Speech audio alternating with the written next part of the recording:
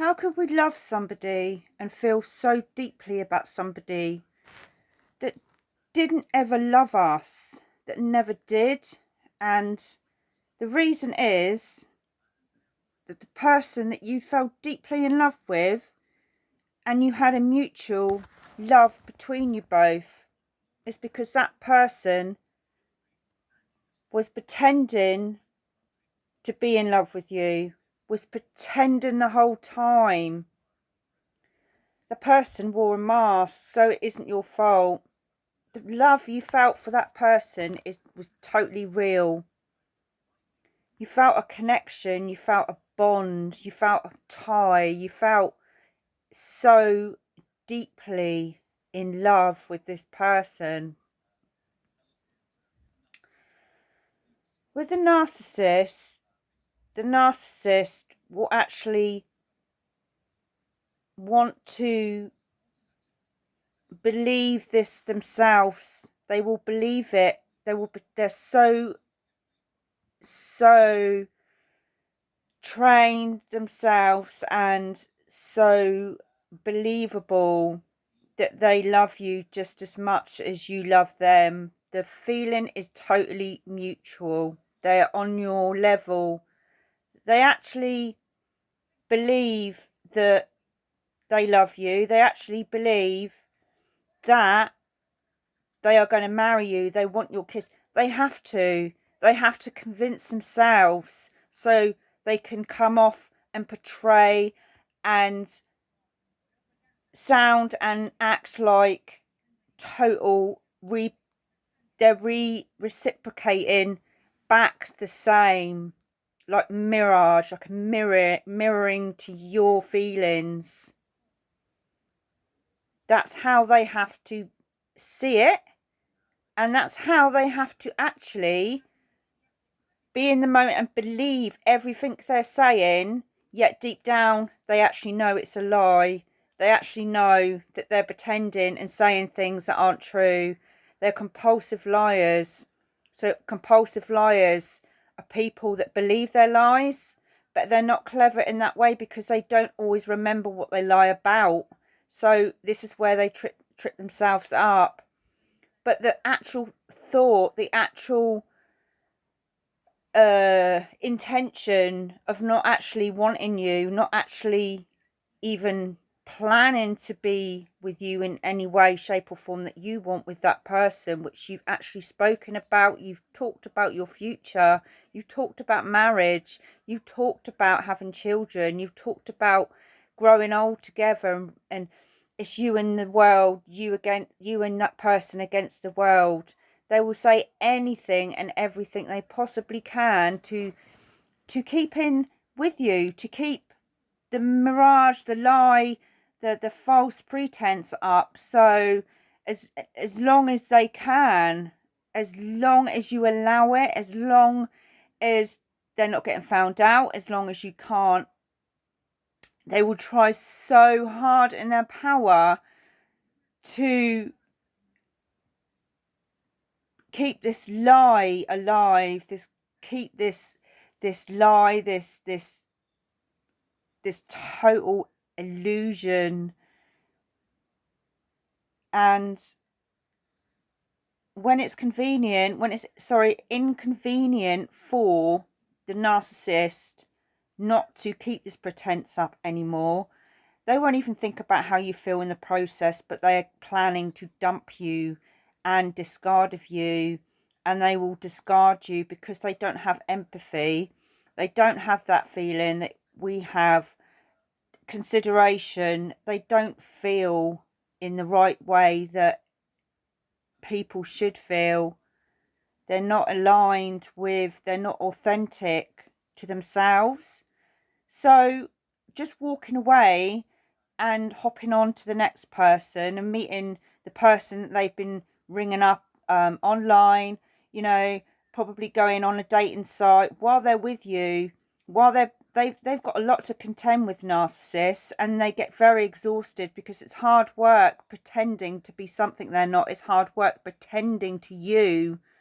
They can't keep on pretending. It will only take so long before they erupt before their tempers start coming out in full fruition in front of you.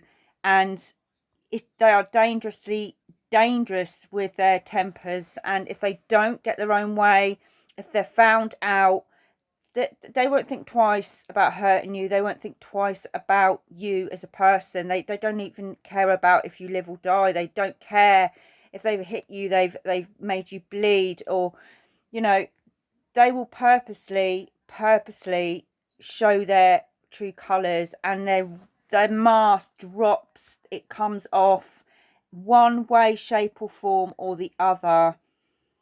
Even if they haven't got found out when they're with you, you always find out, because the truth comes out, and it's never ever in your best interest to try and get back with a narcissist. And we put up, we don't see this, we're asleep because of our own childhood traumas, and our longing, our wanting to be wanted and loved and needed, and to heal another person when we are actually trauma bonded and codependent on somebody that isn't a real love. That we love the feeling of that person in our lives, we love the thought of being with that person, but deep down we love that person, and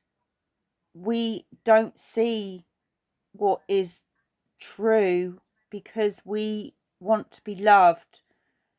We're codependent on the narcissist because of the addiction that we have towards them and they have towards us.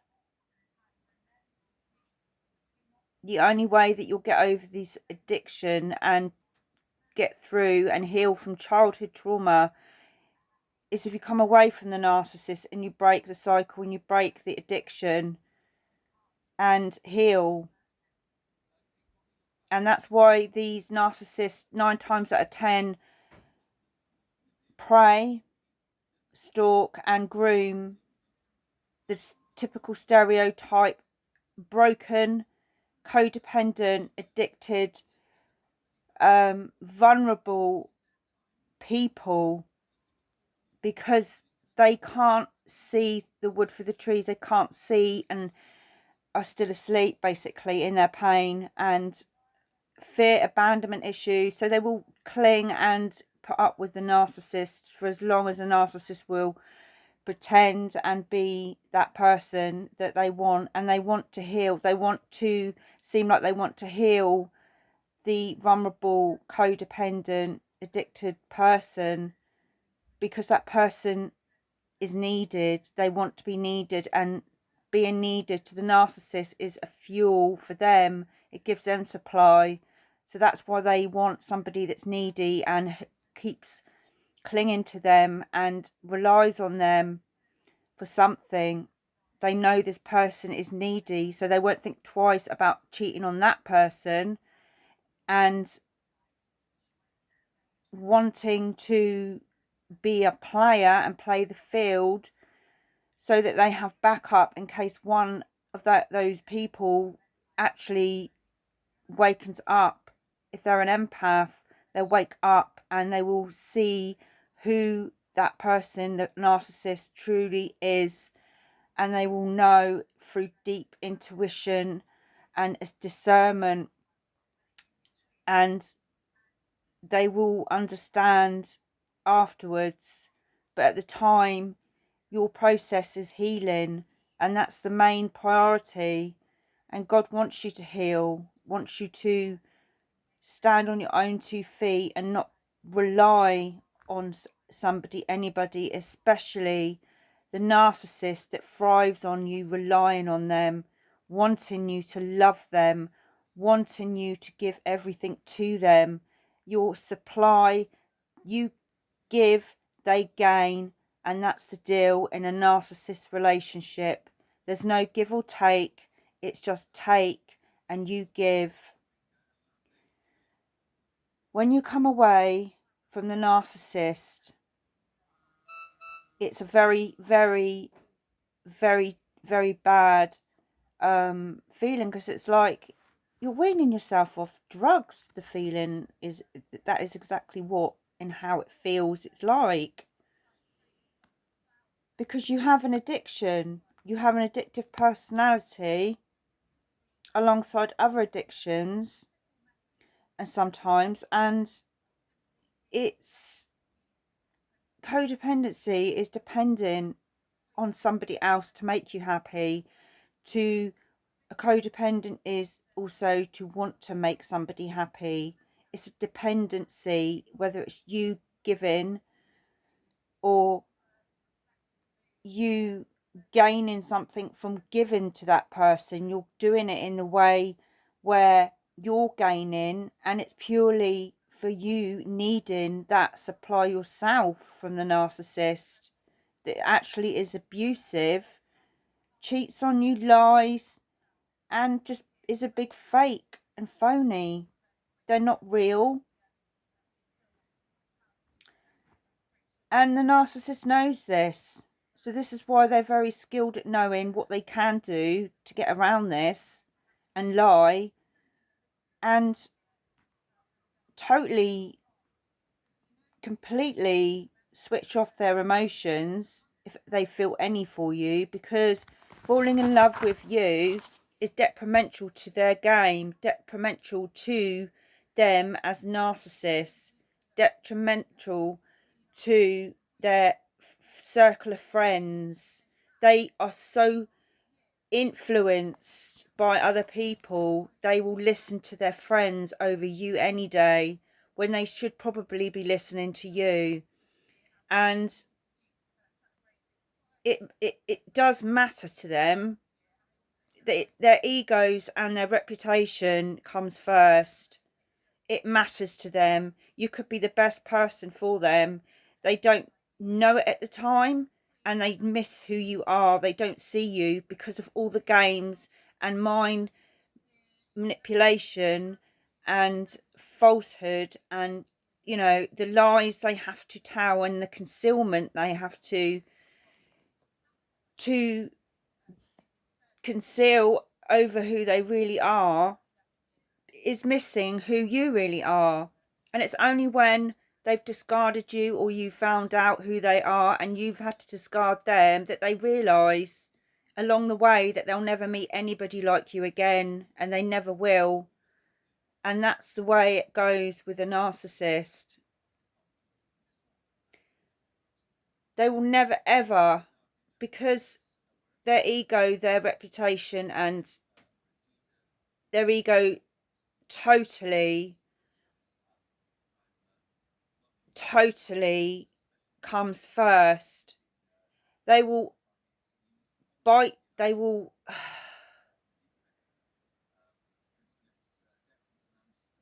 they will I'm trying to find the right word, I'm sorry guys.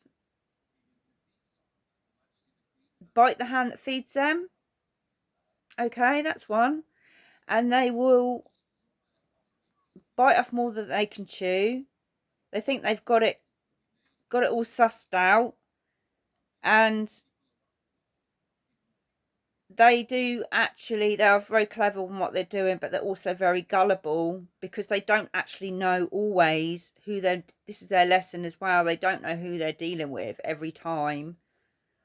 And a narcissist is a master manipulator.